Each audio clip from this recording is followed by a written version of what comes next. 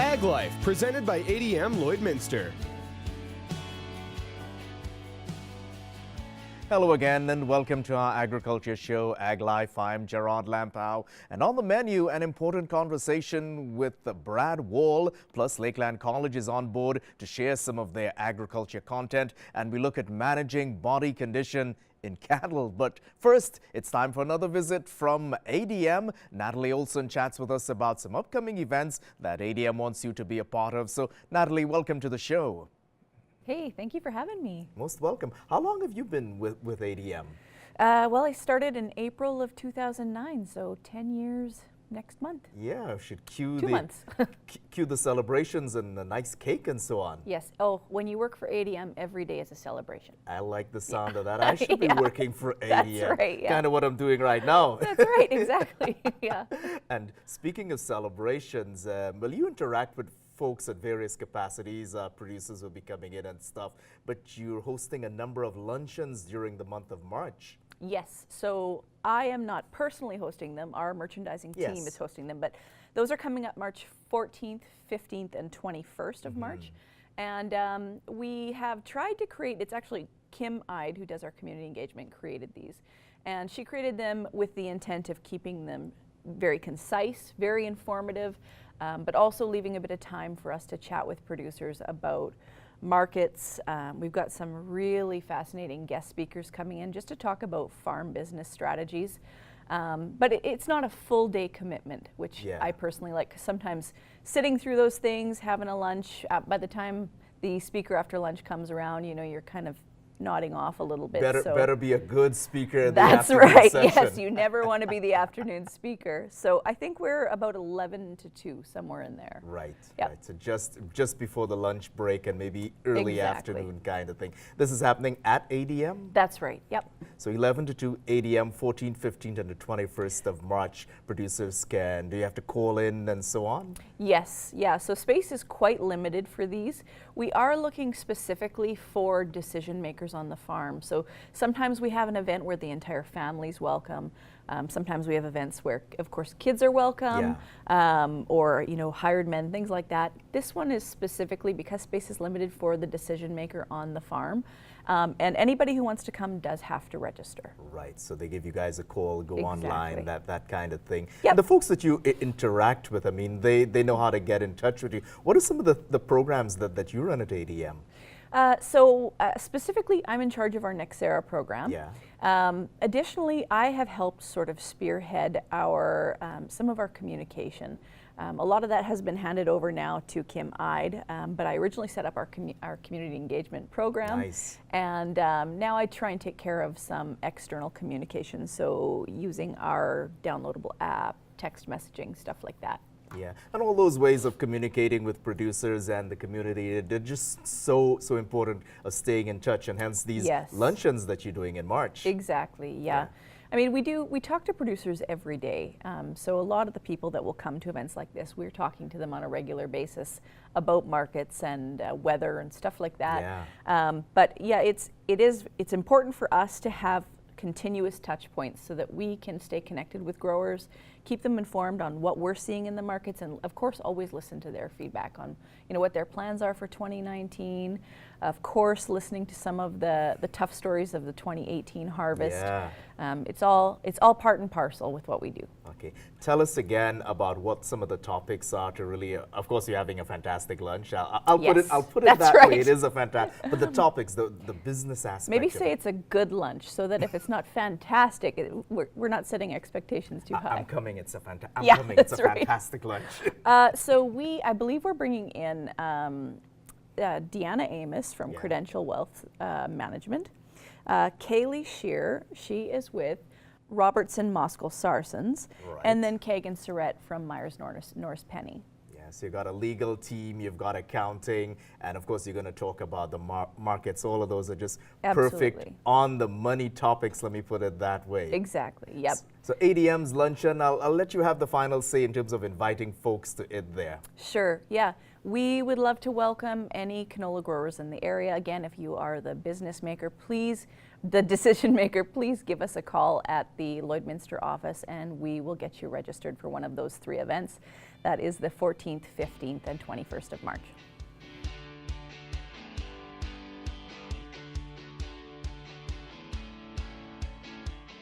And still to come, an important conversation with former Saskatchewan Premier Brad Wall, calling on agriculture to be prepared to face a similar battle like the energy sector.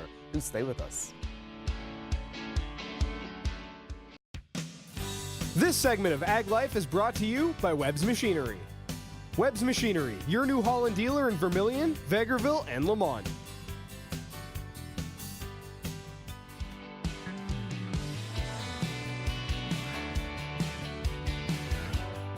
Former Saskatchewan Premier Brad Wall is calling on agriculture to be prepared to face a similar battle like that of the energy sector. He's also concerned about rising Western alienation. Here's that conversation I had with the retired politician. I want you to think of Morgan herb as energy sector herb, oil sands herb. Wyatt, who's still relatively healthy, he's modern agriculture herb. Well, I'm grateful for this opportunity. This is a great event that's been growing, and so when Mike called and invited me to consider this, I was just grateful to be considered. So today I will be talking about agriculture. It's a bit of a modification on a speech I've given before in Saskatchewan.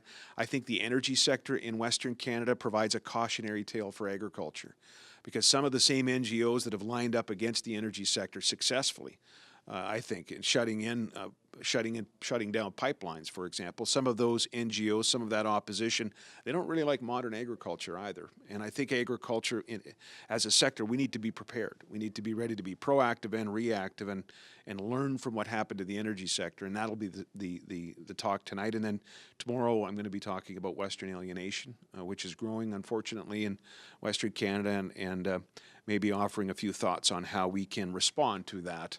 As proud Canadians, but Canadians that want more respect, frankly, from the central government and from some of the institutions that are the foundations of our federalism. Is that respect and keeping it together, or respect and no? It's wanting to say it's being a part of Canada. It's wanting to continue to be a part of Canada, not just vital to the economy as we have been for the last 15 years, but we want that vitality to also be a part of the DNA of the politics, the democracy of Canada, because I think we're feeling pretty alienated right now. Certainly there was a poll out from Angus Reid just last week that did see the separatist element, the Western independence element, much stronger than I have ever remembered it. And so it's something we should be talking about, but in the context of working within Canada to further Western Canadian interests. This notion of social license has been laid bare, hasn't it? On the 22nd of November, the Premier of this province, flanked by 5 oil executives, and I think they earnestly believe that if they were to announce a carbon tax for Alberta like they did that day, there would be some sort of social license. They'd change some minds and maybe get people who once hated a pipeline to support a pipeline. Well, producers now have a new tool to project prices for selling cattle. I found out there's an app for that too. It links into, the U.S. futures market. As much as people may know or not know, how much that influences everything. Brian Perea with Canfax is sharing on the new look Canfax app as cattle producers have an in-the-palm-of-your-hand way to track cattle prices. The U.S. futures, adjusted for the Canadian dollar, and then we do some calculations in the background around basis and things like that to basically apply what the market is saying roughly where calves can be for prices projected forward. And it's day to day. We can be sitting here today thinking about or looking at what potential prices are for fall calves of 2019, which is a fairly unique tool for the Canadian cattle industry. Several buzzwords fly around in the markets, including basis. And we've seen that fluctuate a lot over the last year. Basis realistically or simplicity, we kind of just compare, well, how do Alberta prices or Canadian prices compare to sort of US prices? Traditionally, we're usually at a discount. You take the US price, adjust for the Canadian dollar, and usually our prices turn out to be lower than the US. But over the last year, or even couple of years at times, we've been at a premium to the US market. Perrier says that has had a huge impact on our projected prices in Canada. Through most of 2018, cattle producers enjoyed premiums, resulting in higher prices for calves. We've seen that come back, though. You don't want to, that's sort of a best case scenario. So if you're sort of doing some planning going forward through 2019, over the last few months, we've kind of moved down to a small discount. So historically still pretty good, but we have lost the premium and we've moved to a small discount to the US. And that can change calf prices 10, 20, even over, up to 30 cents a pound, depending how strong or what you want to estimate the basis to be. The price of feed is another variable, especially barley, which factors into the cost of gain. Feedlots buying cattle will bid according to the price of grain. So if grain goes up, they basically have less to bid on your calves, and if barley gets really cheap, then they've got, a few more dollars to bid on calves. So that's how we ask for the price of barley in the app, and then we make other assumptions around calculating the cost of gain depending on what that barley price is. The app also has price insurance tables and can do price projections for any type of cattle. It's free for producers to download off the Canfax website. And still to come in our show, Lakeland College is on board to share with us about the crop research process. Do stay with us.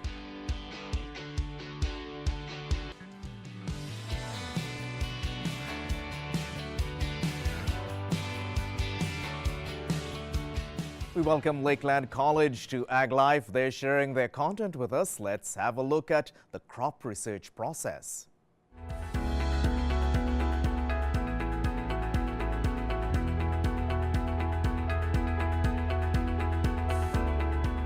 Lakeland College's Applied Research Department is very active in working with our partners on some of the province's major research projects.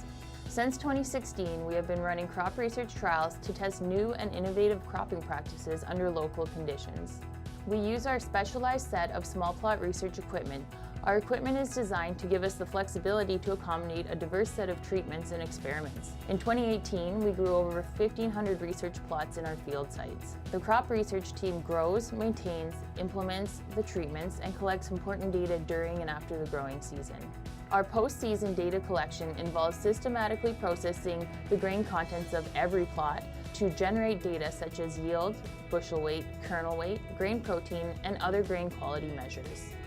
Equipment such as the Wintersager seed counter and the GAC 2500 moisture meter allow us to process a relatively large number of samples precisely in a high throughput fashion.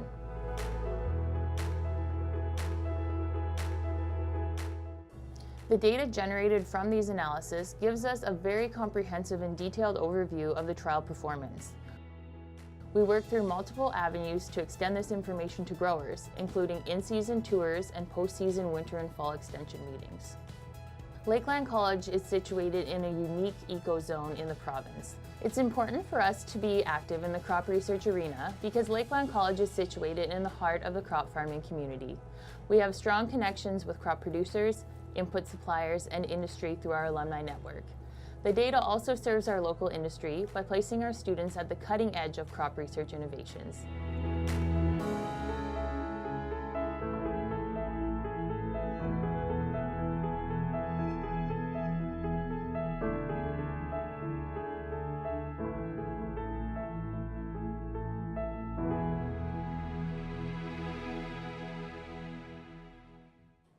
And we'll have more from Lakeland College in future episodes of Ag Life. Well, this next segment is coming to us from the Beef Cattle Research Council. Let's take a look at the importance of managing body condition to produce healthy cows with good body condition scoring.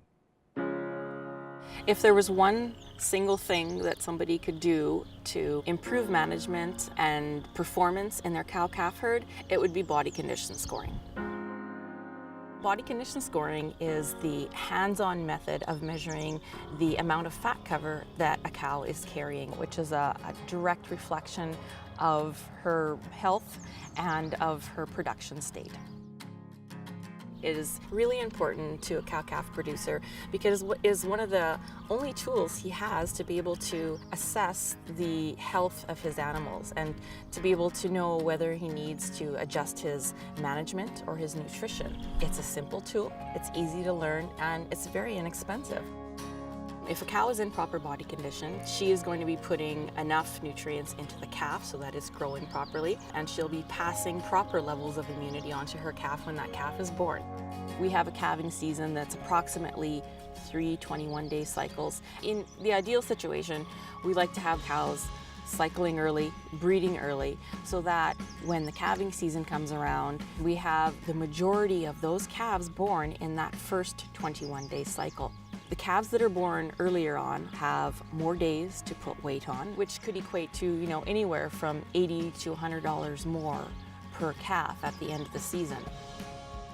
We measure body condition score on a scale of 1 to 5. So 1 is extremely thin and 5 is very fat. And so ideally, we like to have our cows for optimum production and reproductive health to be somewhere in the middle, from a 2.5 to a 3. When you look at a cow, the fat cover can be very deceiving to try and assess visually. And so you really need to get in there, get your hands on her, and feel her in some very specific key areas of her body to determine how much fat she's actually carrying and how healthy she is. The first place that you want to be taking a look at and feeling are the short ribs. The last few ribs, right after the long ribs, between the hip bone and the long ribs along her spine. So you want to go in there and feel with your hand and put some pressure on there with your thumb. You should be able to feel those short ribs with some pressure, but you shouldn't be able to count them individually. They shouldn't feel sharp. You should feel some padding in that area, and that padding is going to be fat. The other areas that you want to also check are the spine and the top of the spine. You also want to check out the hook and the pin bones, which are the 2 points of the pelvis. And also on either side of the tail head, you want to look to see and feel if there's any cushy fat cover in that area as well. It's not really important to be able to get an exact number. You just want to be able to know whether she is under-conditioned, at a right condition, or if she's over-conditioned. If you can divide them up into at least those 3 categories, you're probably away to the races in terms of knowing what you're doing and determining if you need to change your management. Body condition scoring really just takes a few minutes. If you think about the value of the information that you could receive from taking that few extra minutes to assess the body condition on your cows, it is time well spent and could really save a producer thousands of dollars in the long run in making sure that they're getting things on track in terms of keeping the cows healthy and keeping the reproductive health in check.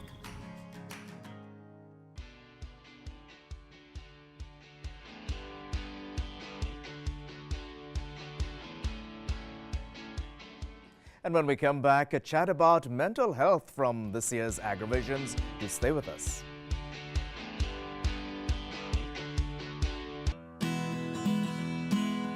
Ag Life, presented by ADM Lloydminster. Well, getting back to the show now, of course, we're bringing you more of our stories that we recorded at this year's AgriVisions, and this was an important conversation. So, getting your head in the game, got a shot in the arm at this year's AgriVisions. Let's dig into the mental health effort on the farm.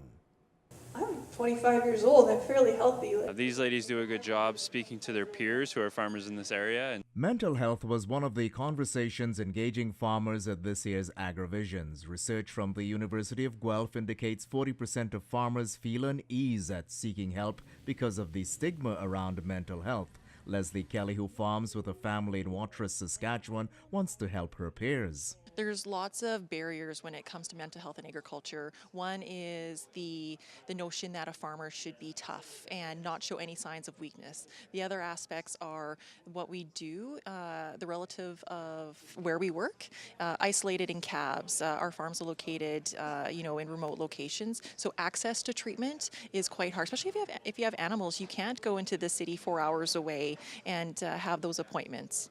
Do More Ag is raising awareness to end the stigma and let people know that help is available. Co-founders Kim Keller and Leslie Kelly are sharing their stories. I know in my personal case that I have a passion, my why of why I am up here speaking about mental health and speaking about the industry, why I love farming is because of the people. The people in our industry, our farmers, are our greatest assets, and I know that I can help contribute, whether that's through starting conversations online, offline. Industry groups like Do More Ag are raising awareness about resources that are available. The Lloydminster Region Health Foundation is on board to help all members of the community access the help they need as they ramp up fundraising with their Project Sunrise. Organizations like Do More Ag really help, I think, bring down the stigma in specific industries that are really important to the Lloydminster area. The only way he could provide value to the farm is by being there 24/7. Very important conversation to have there, and having it even on a personal note and sharing it and encouraging people to break down those stigmas. They are very important. We'll be sharing more, of course, from AgriVisions in the coming episodes of Ag Life, and certainly a lot to chew on in terms of mental health. Before we go, though, we haven't rolled our events calendar yet, so let's see if we can have a look at that. And if you want to get in on this part of the show, just email me, glampow@newcap.ca. Let's have a look.